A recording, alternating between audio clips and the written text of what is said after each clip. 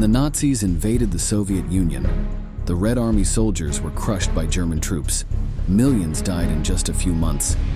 Joseph Stalin decided he needed to make a radical change in strategy. Therefore, at the end of 1941, he made a modification to his forces. He allowed women to join the army.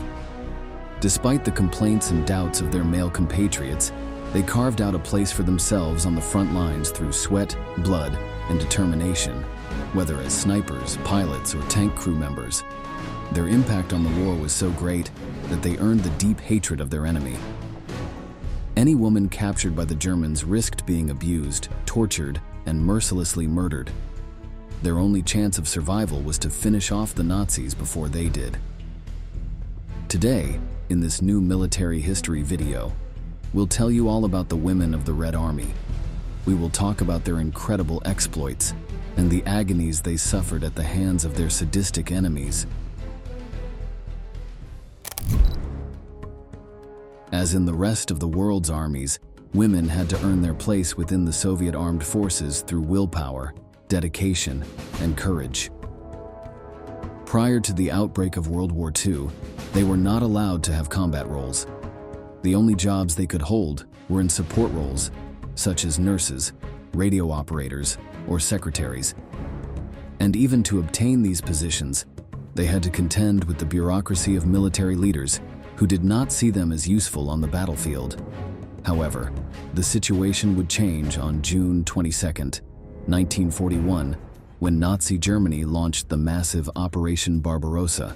Millions of men, along with thousands of tanks and planes, crossed the Soviet border and invaded the country, destroying everything in their path. The Red Army, taken by surprise, was barely able to defend itself against the German advance. In just the first few weeks, Hitler's men had advanced hundreds of kilometers, killing and capturing nearly 1 million enemy soldiers. By the end of that year, a significant number of key cities had been captured, and others were at immediate risk, including the Soviet Union's capital, Moscow. From the very start, the Red soldiers fought back courageously, but with their foes lay the heavy advantage of surprise. Against flamethrowers, against the best trained and most experienced fighting force in the world, this first resistance could be but short-lived.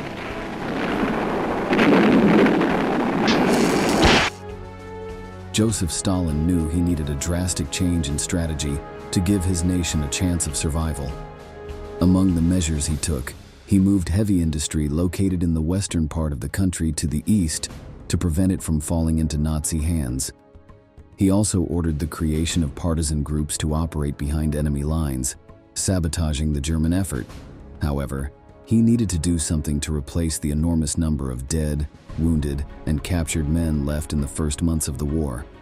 Fortunately for him, he had a huge number of female volunteers. As soon as the German tanks crossed the borders, thousands of women showed up at the enlistment offices, demanding to be allowed to fight for their homeland. However, they were roundly rejected. But after the German threat showed its full power, there was a change of heart. For the first time in military history, female personnel would be allowed to participate in combat in a regular army. They quickly spread to all branches of the armed forces. They served as infantry and tank crews and even as pilots. One of the most famous female divisions was the 588th Night Bomber Regiment, made up almost exclusively of women. Shortly after beginning combat duty, they amazed both allies and enemies with their effectiveness and bravery. They were instrumental in creating chaos within the German lines through their stealth operations. The Germans feared them so much that they nicknamed them the Night Witches. И мы знали, что немцы называли нас ночными ведьмами, но мы не возражали. Конечно, мы ночные ведьмы были. Да ясно. The Night Witches maneuver through a dangerous situation. The slow and flimsy PO2 lacks protective armor, so the women must strike silently, using stealth tactics and the element of surprise. When they were close to their aim point, they would switch off their engines and glide in silently to drop the bomb. However, perhaps the role where women gained the most prestige was as snipers. Their value in this position was such that they were actively sought after, even over male soldiers. Even the officers most reluctant to allow women into the Red Army had to acknowledge the advantages they offered. Their bodies, being smaller than men's, presented a more difficult target for the enemy to detect. This, in turn, meant they required less food and drink, something extremely important on missions where they had to remain in the same position for hours or even days, stalking their prey. Women were also believed to have more patience and discipline than men, which was vital for any courageous sniper. Quickly, some of these soldiers would gain fame among their comrades and infamy among their enemies. One of them was Nina Lobkovskaya. She was only 17 years old when her father was called up to the Red Army in 1942. Unfortunately, he died shortly after seeing action. Desiring revenge, she joined the Soviet forces as a sniper at the end of the year. After grueling training, where she learned camouflage and accurate shooting, she was sent to the front lines in mid-1943. By then, the Nazis had suffered a crushing defeat at Stalingrad, but they still posed a huge danger. They remained in the vicinity of Moscow, posing a constant threat to the capital. It was there that Nina was transferred and where she first saw action. While her comrades fought in close combat or from the trenches, the sniper chose her targets and fired. She rarely needed more than one bullet to kill her target. Her officers saw that in addition to her skill, she also had leadership skills, and so she was assigned to train other snipers. The platoon she commanded was composed entirely of women and was one of the deadliest on the Eastern Front. It is estimated that approximately 3,000 Nazis died because of these women, who fought for years in different countries across Europe. During a brutal battle in the Baltic states, Nina came very close to death when the Germans nearly overran her position. She had to abandon her sniper rifle and repel the enemy with a flamethrower until reinforcements arrived.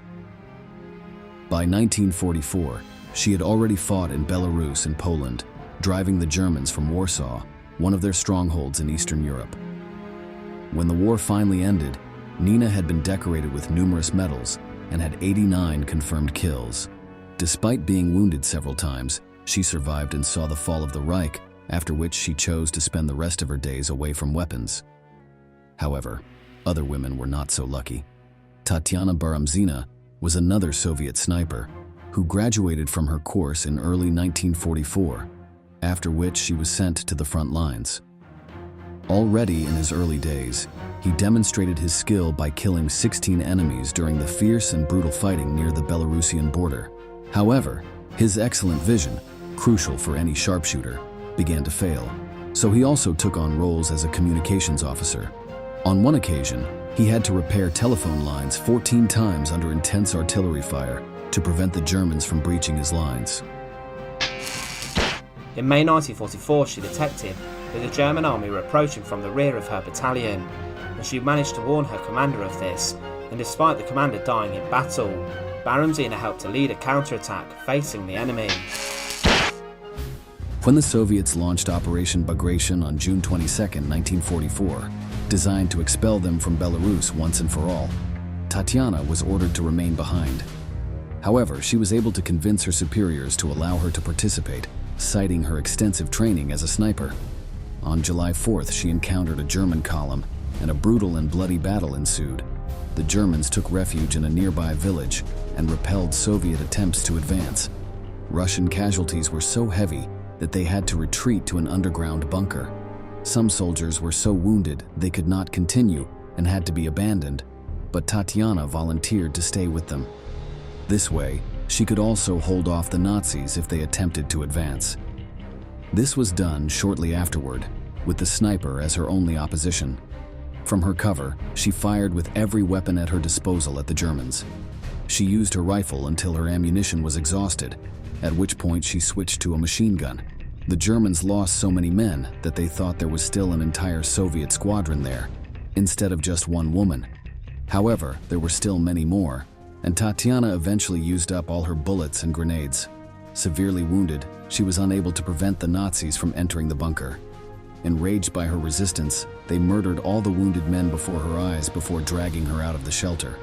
There, they brutally tortured her, beating her with the butts of their guns and stabbing her with their bayonets. While she was bleeding from hundreds of cuts, nearly unconscious from the beating, The Germans shot her in the head with an anti-tank rifle, killing her. Despite her cruel death at the hands of the Nazis, Tatiana fulfilled her objective. With her sacrifice, she prevented the Germans in that area from joining their forces, allowing them to be eliminated just hours later. Due to her heroism, she was awarded the title of Hero of the Soviet Union the following year. She had 36 confirmed kills, if you only count those she made with her sniper rifle. Women in the Red Army who fell into the hands of the Nazis suffered a terrible fate. For the Germans, the female role should be limited to domestic duties and raising the future Aryan generation. The sight of them fighting was so repugnant to them that they weren't even transferred to the concentration camps where most captured soldiers were sent. Instead, they were often simply executed. Strikingly, those responsible for these massacres were not members of the SS, who were notorious for their brutality, but soldiers of the regular German army. Sexual abuse was also very common, even though the Germans viewed Slavic women as inferior to them. This was prohibited, so the victims were murdered so that the crime could not be discovered. The Germans had a derogatory name for female Red Army soldiers. They called them Flintenweiber, which loosely translates as rifle broad. Instead of being viewed as women in uniform in the German military mind, they were indicative of the degeneration of communism, and they were the face of evil. Knowing that death was almost certain if captured, Soviet women fought with impressive courage. Perhaps the most famous of the Red Army snipers was Lyudmila Pavlichenko. She was 25 years old when the Germans invaded her country and immediately reported to the enlistment offices. Only when she demonstrated that she had taken numerous shooting courses in her teens was she allowed to join. But due to the Soviet Union's shortage of military equipment at the beginning of the war, she was assigned a support role digging trenches. Her weapon? A single hand grenade. However, during a clash in the Ukrainian city of Odessa, one of her comrades was wounded and gave her his weapon, a sniper rifle. Lyudmila used everything she had learned in her training to kill 2 officers from more than 400 meters away. That day, her legend began. Throughout that campaign, her unit endured long, hard battles against the enemy. Both the Nazis and the Russians poured wave after wave of men into the enemy positions. As the days passed, the Germans fell in droves under their telescopic sights. By the time the Soviets were forced to abandon Odessa, she had been promoted to sergeant and had already recorded a staggering 187 confirmed kills. The Soviet propaganda department was quick to notice her exploits and began to use Lyudmila as a symbol of her people's valor. Her reputation also spread to the German ranks, who dubbed her Lady Death. The Nazis ordered their own snipers to eliminate her, but they were unable to do so. On one occasion, she dueled with a German for 3 days before managing to kill him with a single shot. German intelligence learned who she was.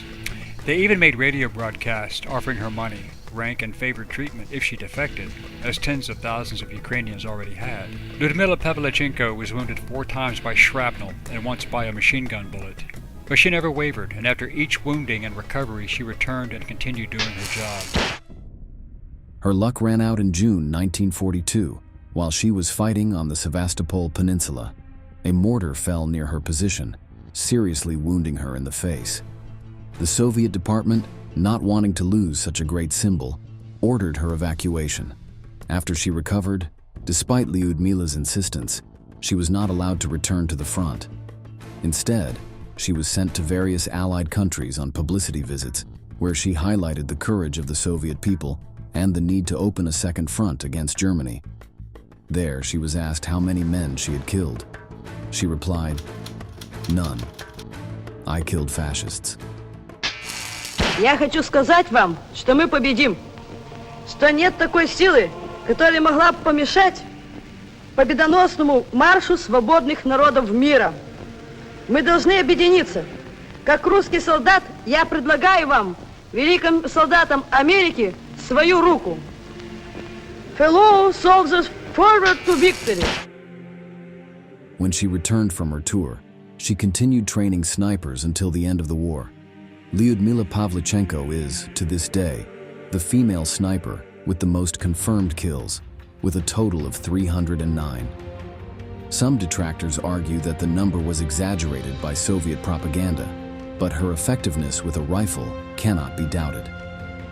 It is estimated that approximately 1 million women joined the Red Army when World War II reached their territory. However, only a fifth of them survived the end of the conflict. A large percentage fell in combat or were tortured and murdered by the sadistic Nazis. Their exploits are often forgotten, which is why we remember them today. We've reached the end of this video and we want to ask you, what other female combatant do you know? Leave us your answer in the comments box below, and don't forget to subscribe to our channel to learn about many more military events that left their mark on history.